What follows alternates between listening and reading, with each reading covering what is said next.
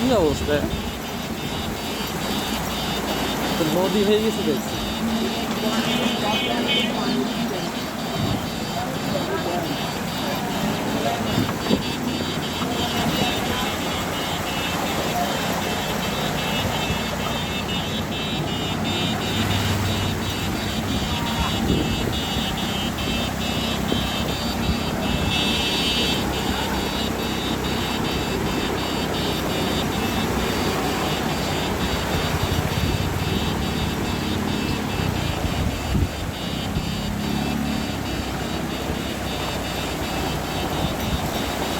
আজকে যদি বৃষ্টি হয়েছে তাহলে কি অবস্থা হয়েছে, রাতে যদি বৃষ্টি হয়েছে।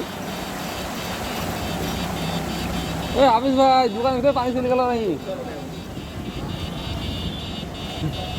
দোকানের ভিতরে